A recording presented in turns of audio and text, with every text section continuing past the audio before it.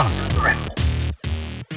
YouTube, Dawson Ryder here. In today's video, we're going to be talking about everyone's favorite topic in the Power Rangers community, MMPR. I even pulled out this old track jacket that I completely forgot I owned, like just Mandela affected it entirely. I found it going through some stuff at my parents' house, and it's like too big for me because like I was fatter when I bought it, but also I was forced to buy like the largest size because these used to be at Hot Topic, this and the space one, and I like just missed it, so I had to get it on eBay, and this was like the only size they had. I did find a space one that fitted better, but this isn't about that. I don't know why I even monologued about that. Now you got me monologuing, you sly dog. Also, it makes me look like a 1970s pimp. Like I feel like I need to be like at a 70s disco or something. I don't know. Anyway. This video is about MMPR's popularity, a topic that I've talked about before multiple different times, but it's come up again in regards to the MMPR Reignited. I can't remember if it's Reignited or Re-igntion, but the toy line, we're doing another MMPR toy line with no show to have representation for, and it's brought up the conversation again amongst the fandom of like the MMPR fatigue, which I totally get, but I wanted to discuss like, is it really the most popular and the safest bet? I think it is, but I think it's more complicated. And I think that PR is kind of at a crossroads in multiple ways when it comes to that. Now, I think, honestly, it's without a shadow of a doubt, which I've said ad nauseum, it's still the most recognizable one. I think whether it's the most popular is like, is it the most recognizable and the most popular? I think it just depends. Like, I think this toy line will be interesting because I do think a lot of kids know it. Like, I see a lot of people saying kids won't know it. I don't know if they'll necessarily be fans, but I think a lot of kids know it. I think a lot of casuals know it nowadays that didn't grow up with it because whenever they do anything public or like shirts or jackets or whatever, it's always MMPR. So it's kind of like the face of the brand. So I do think most people know it, and even if you didn't grow up with it, that's what they think of when they think of Power Rangers. Now I know that there are pockets of people that grew up with different seasons. You know, I see that all the time in the comments because that's amongst the community. I feel like the community very often sees in this bubble and they can't see past it. Like, oh, this is my perspective. Like, me and my friends grew up with Ninja Storm, so obviously that's a safe bet. Or like, oh, I like Sentai, so why don't they just do Sentai? It's like, Sentai's popularity is not worldwide. Like, Power Rangers is far more recognizable, but I just feel that people get in their perspective and they can't see past it with that. So I know there's people that grew up with other seasons, and I would say, I do agree with people that I think there was maybe a hot minute where Samurai could have been something. I don't see it, you know, reaching MMPR heights, but I think that was probably the moment that you had the biggest audience of like a new generation of kids watching it because they did make a pretty big deal about it. I don't think it was necessarily a sure thing, but I think they did possibly miss out on something there. But there's definitely people that grew up with that era, that grew up with the Disney era, that are going to be growing up with Cosmic Fury, Dino Fury.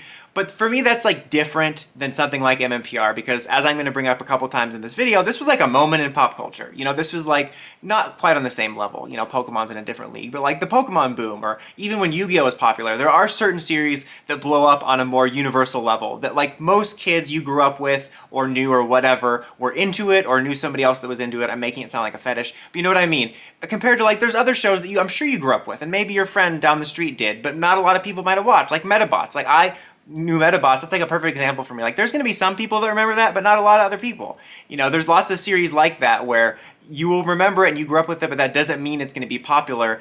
And there are certain shows like MMPR and like Pokemon and stuff like that that were big moments in pop culture history. So it's a little bit different than just saying, well, of course other generations grew up with it, but it was just kind of another random show. It wasn't like a show that everybody was talking about. And that's why they keep using it. And it is unfortunate, I agree that they failed to capitalize on anything or at least attempt to break out of it. But I think one of the unfortunate things we face too is this isn't necessarily a blanket statement. I don't think that every single franchise operates like this, but I feel just from my observation by and large, most like nerdy franchises like this or like Transformers and Turtles have this kind of nothing beats the original mentality, which is like, I feel like the fandoms are fighting themselves because they're always complaining about nostalgia bait, but then whenever something new is introduced, they're like, new ideas are fine, but they're also illegal. So it's like, what, do you want something new or just, I don't know, you nerds are never happy. Anyway, sorry, I got into a tangent there. The point is that most franchises do operate on that where you kind of latch onto the first iteration and instead of doing a new season like Sentai or Rider or PR did, they just reiterate on it. You know, we just see 15 different versions of the core 4 Turtles or 15 different versions of Optimus Prime. And that's kind of more what we do here. And I think that we don't have as many series that are like anthology based. You know, there definitely is, like I know we have stuff, these are like completely weird examples, but like True Detective, American Horror Story, but you know what I mean? We don't have very many big franchises that are anthology based in a way that completely reinvents itself. Like even James Bond. Like, yeah, different actors, different tones, different styles, but it's always James Bond. You're not like, the next James Bond is Tim. No, it's still James Bond.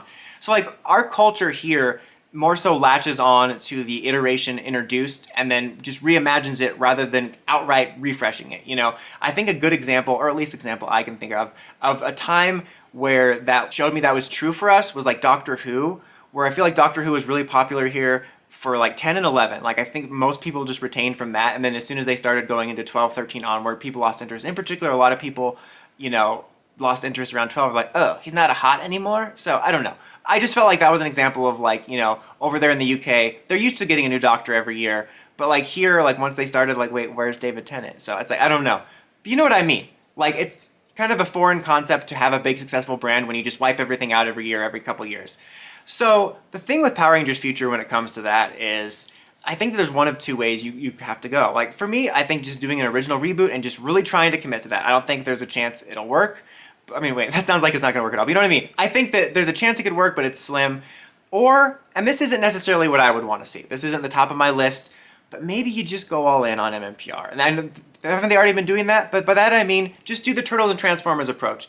Just take the MMPR characters and just keep reimagining them every few years, you know. Maybe that could just work. Just take advantage of your assets. Make your weakness your strength and your strength your weakness. Just, that might be the way to go. Like that might be the way that it could be good. And for me, again, that wouldn't be the number one thing I want to see, but the comics showed me that could be something, because that was using MMPR, but it was telling good stories, and that's all I care about, you know? I just want to see good stories that I'm engaged in. If that means we're just going to be doing MMPR reimaginings, that's okay, because the franchise maybe would then have a leg to stand on and we can get good stories. And the comic's a good example too, because then they did start bringing in other characters from other seasons. So if you're doing, like, let's say hypothetically they do an animated series that's an MMPR reimagining and it does well, and they do something like the comics where they bring in like an Andros character for an arc, then you can do a figure, or you can do an original character. So that gives an opportunity to use that as a platform, but you can still branch out. Like that's kind of the problem with this toy line right now, is it seems like it's only season 1 focused, and that's what they always do too, is it's only season 1 focused. I'm like,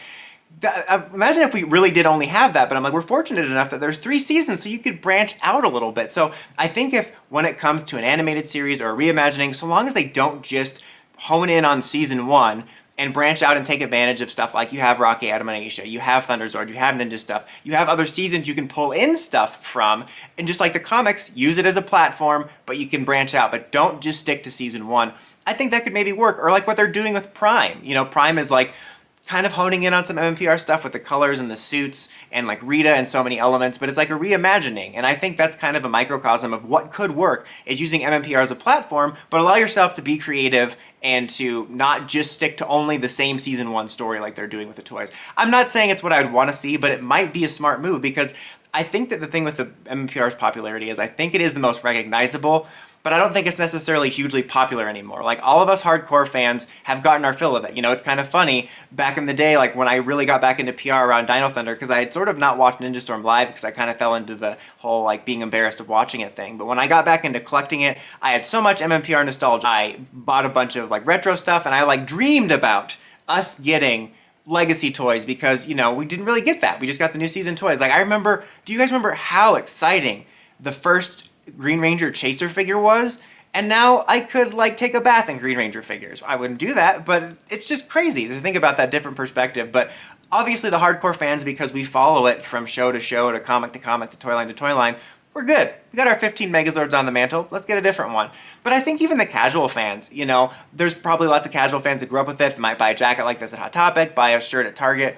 I think they've gotten their fill, and I don't think there's a huge appetite for it. I think that we're losing time too. Like, I think there's a window is gonna close where Power Rangers doesn't have any relevancy, where it just becomes a franchise that people know in name, they know it existed, but there's not really an appetite for it. And I think the longer we go, the more relevant it becomes. But I do still think that it's the most recognizable one. I wish people could at least understand why they're using it, like, why they see it as the safest bet. It might not be entirely true, but it's certainly a safer bet than using any of the Nobody seasons that came after it that I guarantee you most casuals don't know by name. And so I see why they do it. It's kind of like, I was thinking about a couple examples, like Nintendo Switch 2. It's probably the most safe decision Nintendo's ever made. I'm not mad at it at all. That's what I wanted them to do. I'm like, please don't come out with a flip-flop you control with your feet or something. Like, I just want to keep the great experience of the Switch going. But regardless, even people that were a little disappointed, they understand, like, this would be stupid to throw the success away. Or even something like, we haven't seen the results of this yet, but I think people can understand why they're bringing Robert Downey Jr. back as Doom. like, you can understand why they do it. You have to put your business hat on for that. And I'm not saying that MMPR is going to be a sure bet for kids, but it's still the only recognizable one. And I'm sure when they're looking at all their numbers and whatever, it just makes the most sense. I just think it's about how they approach it in the future. I think that they need to, like I said, if they're going to just go all in, but make it a platform like the comics where you still use those iconic imagery, but you can branch out a little bit and don't just pigeonhole to only season 1. You know, change the designs a little bit, bring in some other characters from other seasons like they do in the comic, or just new ones outright. When you're doing an animated or something, if you do that, there's no reason to use Sentai designs. Last thing I wanted to touch on is whenever I talk about this, people will bring up Sentai of like, well, you don't see them using Go Ranger all the time. This is going to sound funny, like I'm going to contradict myself. I'm saying you can't really compare those because it's different situations, but I'm about to compare it. By that I mean is it's not a directly comparable situation. There's lots of different topics with movies and shows where there are 2 releases or whatever that you can easily directly compare in that. But this is not that same type of situation. I feel like a lot of fans, maybe fans that didn't grow up with it, when it was a moment in pop culture, forget it was a moment in pop culture. This wasn't just, it was the first season. This was a big pop culture moment that's still remembered as this boom of the popularity of the show and the toys and all that stuff. Like Go Ranger was not a moment in pop culture. It's completely different. You can't compare those two. Like there's a reason, because it was such a moment in pop culture and they had the movie and stuff and the characters like Tommy still remained so iconic, it's completely different than Go Ranger. But the funny thing is, what you can compare is, you know what Sentai's MMPR is? Legacy characters, period. They're constantly shoving anniversary content down our throat, as we're seeing. So they are doing a version of that. People will get on their high horse about how superior Sentai is for not pandering to nostalgia because they don't have an MMPR. MMPR is like everything for them. And it's kind of different because that's also not comparable because not every franchise necessarily has their first thing blow up. Something might blow up later. Like, you know, I know that for Doctor Who, like the 4th Doctor was really popular in Classic Who, but you know who Doctor Who's MMPR is? David Tennant. Like, to the point where I see Doctor Who fans now, like, please don't bring him back again. So other franchises will have their MMPR and are still using it. Like, they might not be using Go Ranger, but they most certainly are doing a version of the same thing. Same thing with Rider. I would say that Rider's almost in the middle, where you do see Ichigo quite a lot. Like, not to the extent of MMPR, but I think they bring back Ichigo or iterations of him far more than they bring back Akared. Is it Akared? No, that's different. Akaranger? Anyway. Yeah, it's not directly comparable. Like, it's totally different culturally anyway. But they do have their version of using that nostalgia. I think that that's a bad example because there's like so many different variables about why you can't directly compare them. Like I can compare that Sentai uses legacy content the way Power Rangers uses MMPR, but just in general because of the way that like Go Ranger isn't used for that and like they just use all legacy seasons as MMPR / ones that blow up like Q Ranger or, you know, for Rider like Den-O and stuff. When a series blow up, they'll take advantage of it. But it's just so different. It was kind of like, I don't remember what video it was, but I saw people like using this as a way of putting down PR that like Sentai and Rider has like concerts for like their songs and we don't have that here. I'm like, well, yeah, like it's different there. Like Rider and Sentai is like a part of their culture there, you know, to a degree, and it's not here, but we do have stuff like that. Like there's like John Williams concerts. There's for Doctor Who, we don't have that here, but they have like proms where they do concerts for the Doctor Who music. You know, I see concerts all the time for like Hans Zimmer music and stuff. So it's like we do have that. It's just like Power Rangers culturally, I can't think of a single kid show that has something like that. Like even the more popular ones